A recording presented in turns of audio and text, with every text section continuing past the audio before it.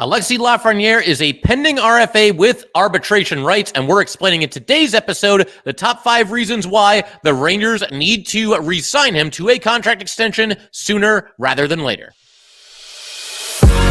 You're Locked on the New York Rangers, your daily podcast on the New York Rangers. Part of the Locked On Podcast Network, your team every day. Welcome back, Blue Shirts fans, to episode number 1162 of the Locked On New York Rangers podcast. I'm your host, John Chick. Just want to thank you guys, as always, for making Locked On New York Rangers your first listen every day. We are free and available on all platforms, including YouTube. And today's episode of Locked On New York Rangers is brought to you by Gametime. Download the Gametime app, create an account, and use code LOCKEDONNHL for $20 off of your first purchase. And we are, of course, part of the Locked On Podcast Network, your team every day. So, yeah, basically going to be taking a look at Alexis Lafreniere today and more specifically counting down the 5 reasons why I think, especially on the Rangers side of things, it makes sense to get a contract extension done sooner rather than later. So with no further ado, let's just go ahead, dive right into it. It's the top 5 reasons why I think the Rangers need to get this done, hopefully in the short term, if not even the immediate term. We'll start number 5. We'll work our way all the way up to number 1. So number 5 here basically has to do with what is fair as it pertains to the market and what we're seeing other young players around the NHL get. The number 5 reason is that the proposed numbers and the dollar amount and the length of the contract and everything, what's being reported on social media for Alexis Lafreniere is very comparable to what other young players are getting. And that number appears to be somewhere in the ballpark of 8 years for Alexis Lafreniere at $8 million per season, somewhere in that vicinity. And to kind of illustrate my point here, I want to go ahead and compare Alexis Lafreniere to 3 of the other players that were taken in that year's draft. We're basically going to look at the top 4 because Alexis Lafreniere was number 1, and we're going to compare him to the other 3 players that were taken in the top 4. We'll start with Lucas Raymond. Raymond was taken number 4 the year that Lafreniere, of course, went number 1. It was only a month ago. Raymond signed an 8-year extension with the Detroit Red Wings for $8.075 million per season. And there are some similarities here between Lafreniere and Raymond. Very similar to Lafreniere, Raymond's best season occurred last year. Now, Raymond, as far as looking at points, and I realize points are not the end-all, be-all, but when it comes to players that are taken high in the draft, if you're a forward, you're expected to produce offensively. And a lot of times, again, it's not everything, but it's a big part of what kind of a contract this player is going to get looking into the future. And obviously, with Raymond, comparable to Lafreniere, but it is worth pointing out that he does have more points per game than Lafreniere does.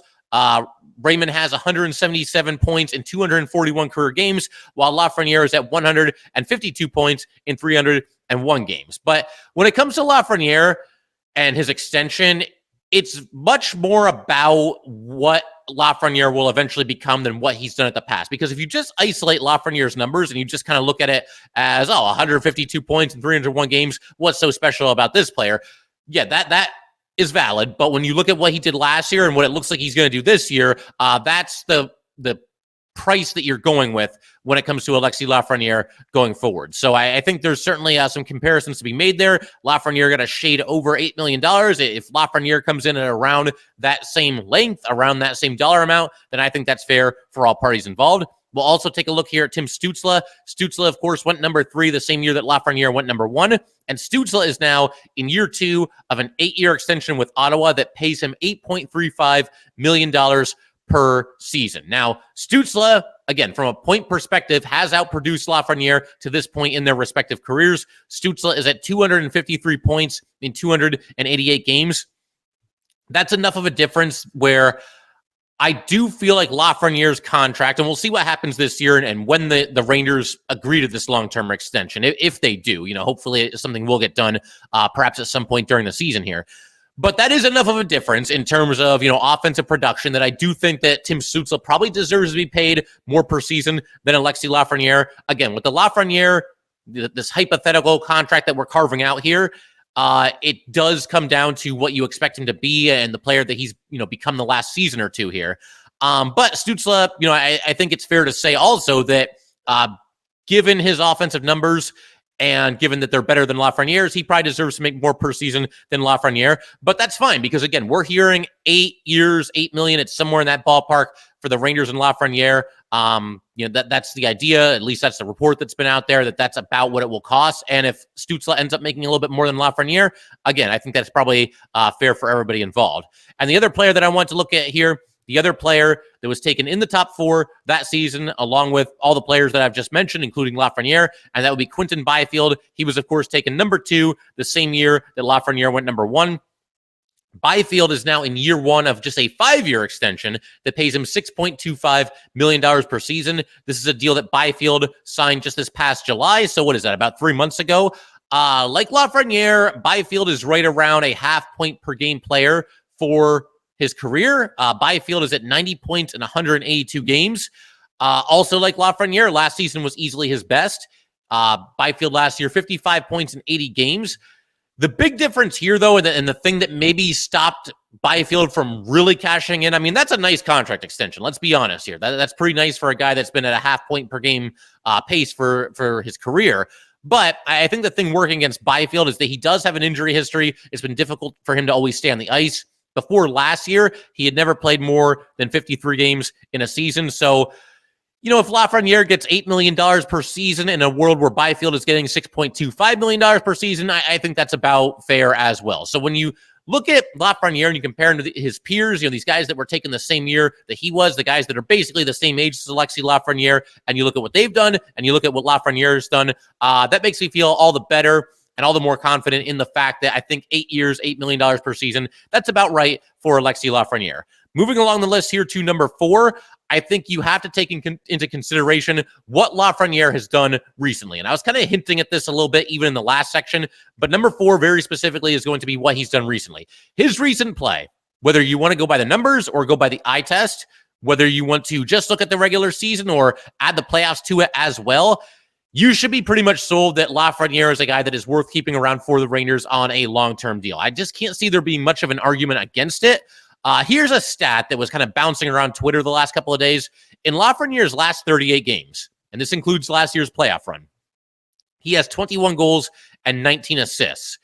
And 21 goals and, 19 assists, that projects over the course of 38 games, that projects to 45 goals and 39 assists for a total of 84 points in an 82-game regular season. So Lafreniere, over the last 38 games, more than a point per game, somebody that has really arrived, and it seems like he's just getting better and better. Even at the start of this season, and I realize we're only 3 games in, he's all over the ice. He looks dangerous every single time he's out there, and it feels like good things are going to happen when Lafreniere is on the ice, and specifically when he has the puck. So yeah, I think, looking at these numbers, and again, the eye test as well, I think it should pretty much sell just about everybody that Lafreniere is worth being here. He could be a franchise pillar for this team for many, many years to come. I also want to mention the playoffs. I touched on that just a second ago. I considered making this its own entry into this list, but I figured we could kind of do that as a little bit of a subplot to this one. There was a case to be made during last year's playoff run that Lafreniere was the Rangers' best skater out there. I would probably have to go with Trocheck. And of course, Igor Shesterkin was their best player, but he's not a skater; he's a goalie. I'd put Trocheck number 1. I'd probably go Lafreniere number 2. It's also easy to forget. I know they come under fire, but Kreider, Mika, and Panarin, they all produced offensively last year in the postseason as well. But Lafreniere, some of the goals that he was scoring, he had 8 goals that tied for the team lead with Kreider and Trocheck in the playoffs last year. And some of them were just of the highlight reel variety where he pretty much did everything by himself and scored some tremendously impressive goals. The one that I go back to is, I think it was game 3 against the Panthers. He scored just 2 highlight reel goals, including one where he went coast to coast from his own zone, deep in his own zone, all the way through the neutral zone, weaving around guys and getting to the net. Nice move on the doorstep, and he scored there. That was all Alexis Lafreniere. And the Panthers have to be possibly the most difficult team to score that kind of a goal against, that highlight reel goal where you basically just do everything on your own and you're faking guys out of their skates and they don't look like they know what's happening. And Lafreniere was able to do that. So, just one example, but a really nice bounce back in the playoffs last year for Lafreniere. Had a really nice run for himself a season after. He had 7 games the year before in the playoffs and didn't have any points. Looked like he was mostly invisible. So, yeah, man, I mean, I just feel like when you look at what Lafreniere has done recently, that should encourage you, as much as anything, to believe that Alexis Lafreniere is, a big-time part of this team going forward. So going to keep everything rolling. Going to get into the top three in just a second here. We got three more reasons why I believe Alexis Lafreniere, or more specifically, the Rangers should get a deal done with Alexis Lafreniere sooner rather than later. We'll get to all that in just a second. All right, we just want to take a minute to let everybody know that today's episode of Locked On New York Rangers is brought to you by FanDuel. Hey, NFL fans, you can start the season with a big return on FanDuel, America's #1 sportsbook. So when you get a hunch in the middle of a game, you can check out the latest stats, view live play-by-play, and so much more on the same page where you place your bets. You'll get started with $200 in bonus bets guaranteed when you place your first $5 bet. That is FanDuel.com.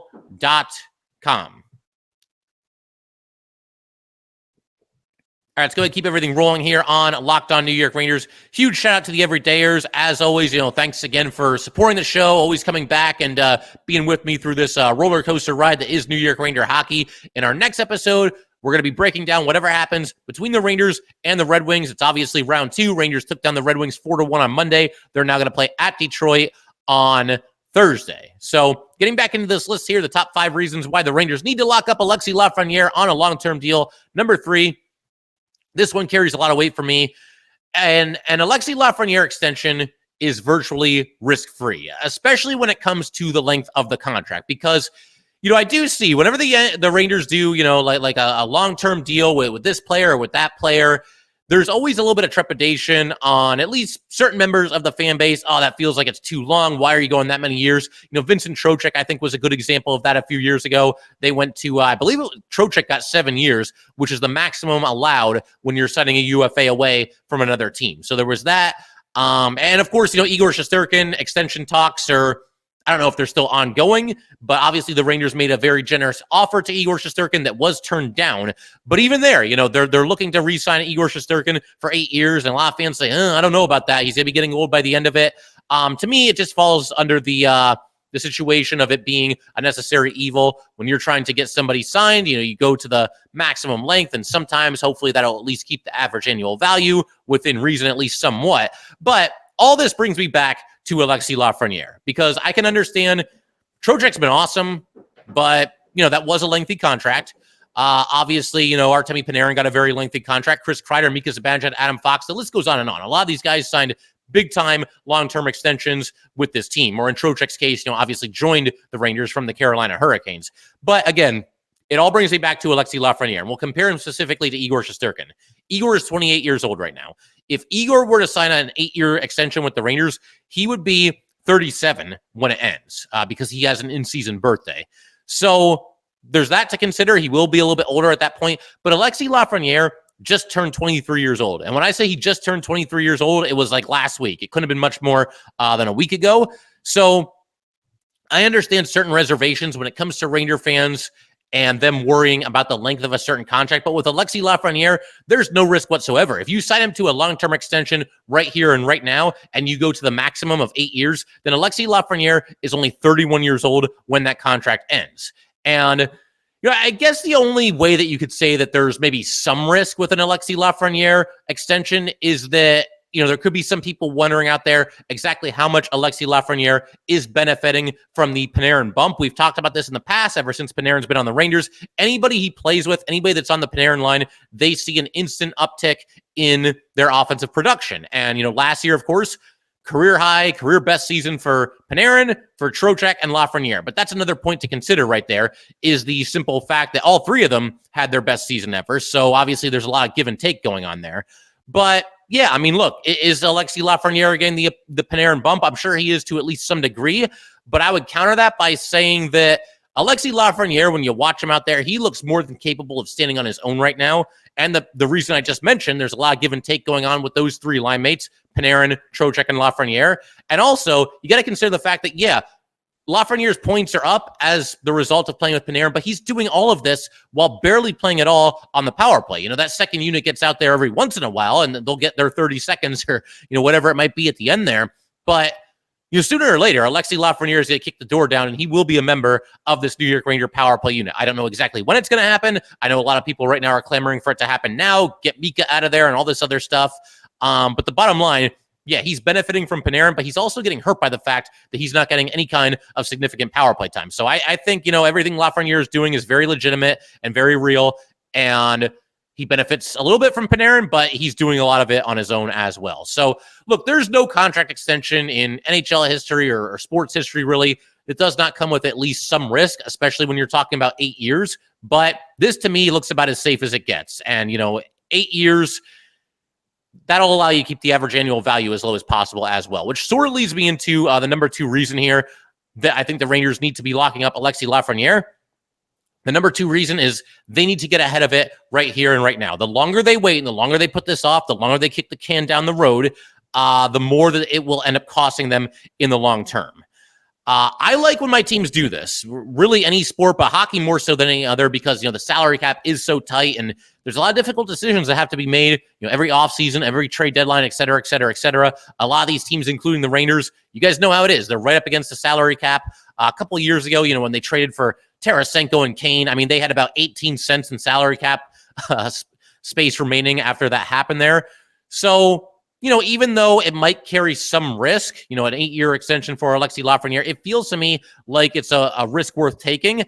And I think the contract extension that really kind of pops into my head when it comes to this kind of a situation is Igor Shesterkin and the contract that he's currently playing out. He's in the 4th year of a 4-year extension with the New York Rangers. But, 3 years ago, they signed Igor Shesterkin to a long-term extension, or a somewhat long-term extension, I guess, 4 years at $5.67 million per season. There were some people that were nervous about that. That's pretty high to go for a guy that's played in the NHL as little as Igor Shesterkin has. But man, that contract really paid off in a major way. We'll see what Igor's next contract ends up looking like.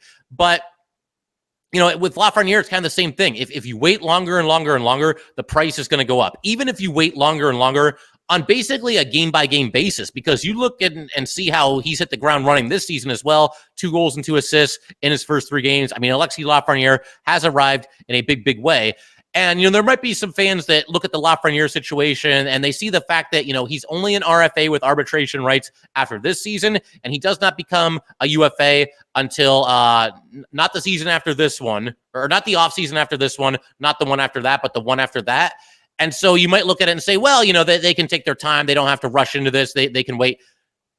You don't want to do that, because if you do that and you allow Lafreniere to put 3 more really nice seasons, or I guess 2 more really nice seasons on his resume between now and the time that he becomes a UFA, forget about 8 years and $8 million. The price is going to be significantly higher than that for Alexis Lafreniere at that point if he keeps going on the trajectory that he's currently on, and we have every reason to believe that he will. So for me, get ahead of it, do it now, save money in the long term by paying a little bit more in the short term. I think that's definitely the way to go. As far as like salary cap issues and giving Alexis Lafreniere 8 years at $8 million per season, it's fine. I mean, the only real difficult offseason that the Rangers are facing is the one that will occur after this season concludes, because that's when Panarin's in the last year of his deal, or going into the last year of his deal. That's when Trouba is going into the last year of his deal, and Igor needs a new contract, and Lafreniere needs a new contract. Miller, Kakko, depending on how many of these guys you want to keep around, maybe even Riley Smith. I mean, I think Smith is probably one and done, but never say never. The bottom line, they'll figure it out and they'll make it work. And I think it's worth, eating up at least a decent amount of the salary cap for a player as talented as Alexis Lafreniere, and a player that's on the trajectory that Alexis Lafreniere is currently on. And I mentioned this a minute ago, but if you sign Alexis Lafreniere right here and right now, then you go up to the 8-year minimum.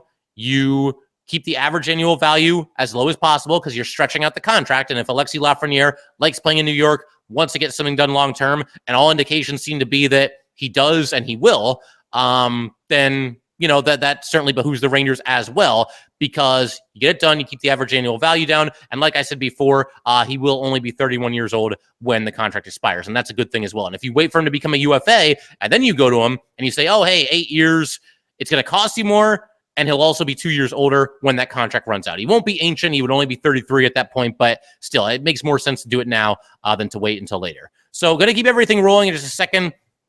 Got a couple of honorable mentions, and then the biggest number 1 reason why Alexis Lafreniere needs to be re-signed by the Rangers on a long-term deal. We will get to that in just a second.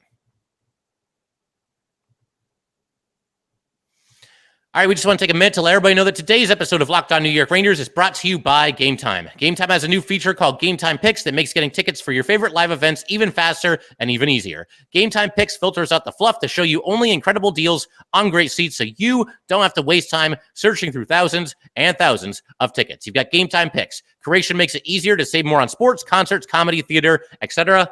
All in pricing, toggling this feature shows the total up front with no surprise fees at checkout, and seat views. Get a panoramic view of your seat from the app before you buy. Take the guesswork out of buying tickets with Gametime. Download the Gametime app. Create an account and use code LOCKEDONNHL for $20 off your first purchase. Terms apply. Again, create an account and redeem code LOCKEDONNHL for $20 off. Download Gametime today. What time is it? It is Gametime. And today's episode of Locked On New York Rangers is also brought to you by PrizePicks. PrizePicks is the best place to get real money sports action. With over 10 million members and billions of dollars in awarded winnings, PrizePicks has made daily fantasy sports accessible to all. You just pick more or less on at least two players for a shot to win up to 100 times your cash. Run your game all season long on PrizePicks. You can now win up to 100 times your money on PrizePicks with as little as 4 correct picks. PrizePicks is the best way to get action on sports in over 30 states, including California, Florida, Georgia, and Texas. PrizePicks is the only real money fantasy platform with an injury insurance policy, so your lineups stay in play even if one of your players gets injured. If your player leaves in the first half and doesn't return, PrizePicks keeps your lineup live.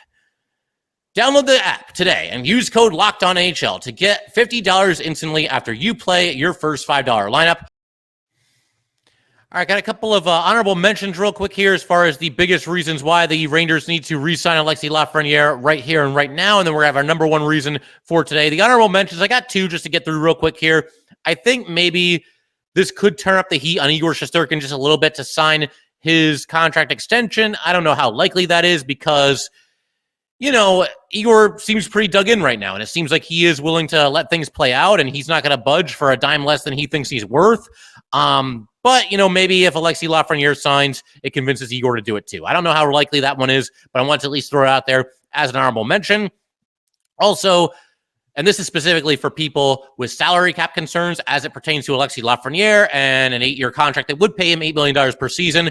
You got to remember, the salary cap has been steadily climbing for the last couple of years. It should continue to do so. And so $8 million against the salary cap right now doesn't necessarily mean the same thing as what $8 million against the salary cap will be, 3 years from now, 4 years from now, 5 years from now, et cetera, et cetera, et cetera. But with all that said, honorable mentions are done. Let's go ahead and get into the number one reason why the Rangers need to do this right here and right now, the upside. When it comes to Alexis Lafreniere, you are not paying him based on what he has done in the past. You are not paying him based on his 3 first, somewhat lackluster seasons. There were always flashes, and there was always reasons to believe that he could eventually, become the player that the Rangers all hoped he would be. But we didn't see undeniable proof of that, or near undeniable proof of that until this past season, and clearly it's been carrying into this season as well. So with Alexis Lafreniere and a hypothetical contract that would pay him $8 million per season for 8 years, you are once again paying him on the player that he's becoming and the player that you believe he will eventually become. The player that he will eventually become is probably even better than the guy that he is right now, because he did just turn 23 years old. Feels like he should be older than that, but obviously he debuted when he was 18 and got off to a very early start in his NHL career, and it really looks like the sky is the limit. Again, if you look at his career numbers, and we'll go through them one more time here, 301 games, 77 goals, 75 assists for a total of 152 points. If you took Lafreniere and the Rangers out of the equation, and this was just generic hockey player X, and you were told to, based on his point totals, determine what kind of a contract he should get, it would not be 8 years and $8 million. So I understand that.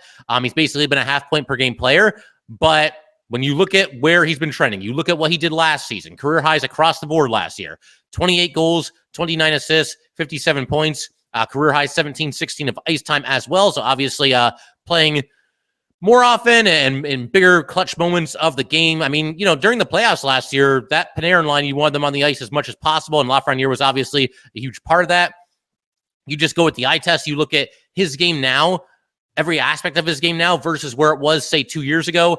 The skating. His skating has improved by leaps and bounds. I've seen a lot of people talking about Lafreniere's skating this season, and rightfully so. That's obviously been a big part of his game and his fast start here, and it is an impressive part of his overall game. But to me, the bigger jump was from 2 years ago to last year. I remember the start of last season, just seeing him gliding all over the ice, just flying all over the place, and it's just like, man, where did this come from? And it was really nice to see him improve in that area. I'd say also, you look at Lafreniere, 2 years ago versus where he is now, he's became a far more dangerous player off of the rush. Anytime that the Panarin line is out there, and it doesn't matter who's got the puck, they head up the ice with a head full of steam and they're getting the blue line. It feels like something good is going to happen. It feels like they're going to score a goal every single time, or at least, more realistically, at least create a good scoring opportunity out of it. So that's been awesome.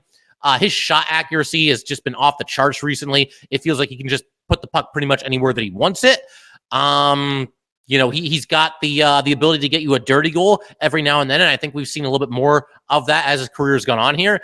Even like the general peskiness and the pain in the butt to play againstness of Alexis Lafreniere, I think, has increased in recent seasons as well. We do see him on occasion, get under the skin of some of his opponents.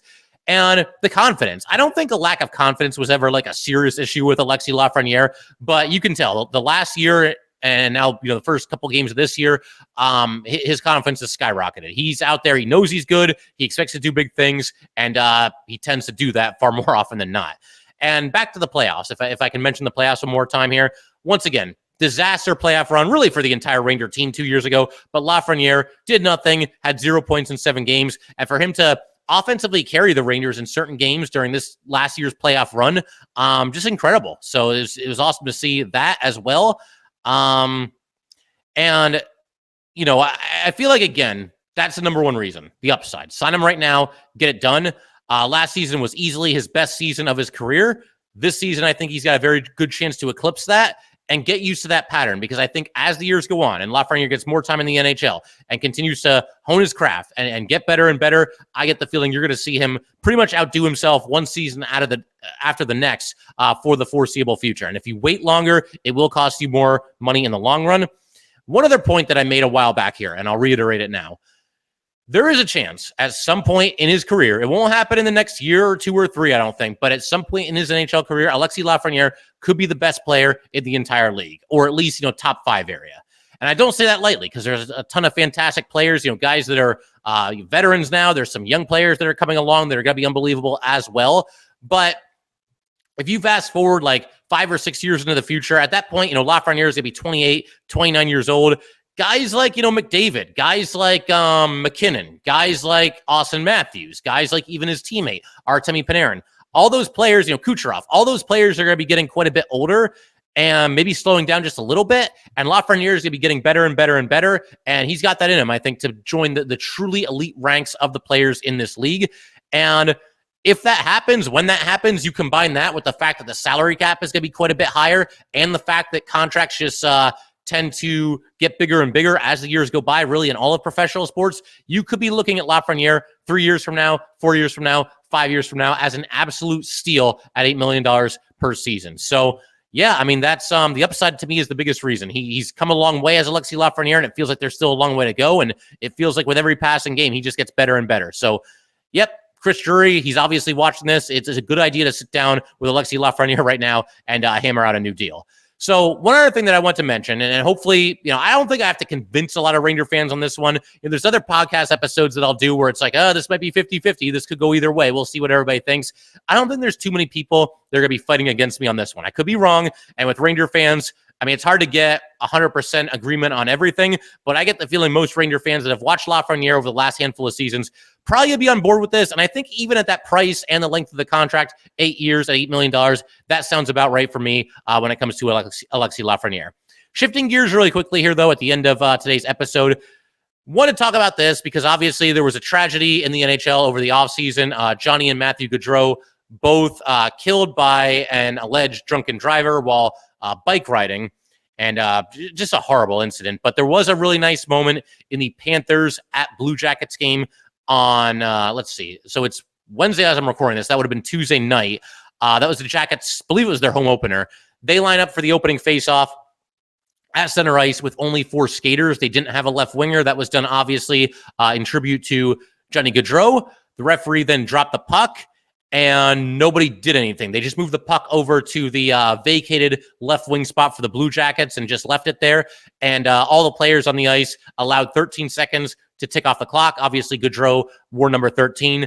And then it looked like play just stopped at that point. Obviously, everybody's in on this. The Blue Jackets knew they were going to do it. The Panthers knew they were going to do it. And the refs as well. And then there was a play stoppage, and they went for there. But I just thought that was a really nice gesture from the Blue Jackets and obviously the Panthers as well to, pay their respects to somebody that was gone way too soon and taken away from the world in just such a senseless manner. But for what it's worth, and this is like such a minor detail here, but the Panthers did win that game 4-3. I feel like the Jackets this year, for me and maybe for a lot of other Ranger fans, hockey fans in general, I know they're a Metro team, so technically they're a division rival of the Rangers. But for me, maybe for some of you as well, that team is going to be kind of my second favorite team this year. I think maybe a lot of other hockey fans' second favorite team as well. They've really been through it recently. Obviously you got the death of Gdo. You also had a couple of years ago the death of goalie Matisse Kivlenix, and that was completely out of the blue as well, an accident at a party. So the Blue Jackets have really been up against it the last couple of years. They've really gone through some stuff. And Sean Monahan, he's now in the Blue Jackets. He scored a goal in this game. He obviously played with Gdo for a bunch of years in Calgary. And he scored a goal, kind of a blue-collar goal. And after he did it, pointed up to the rafters.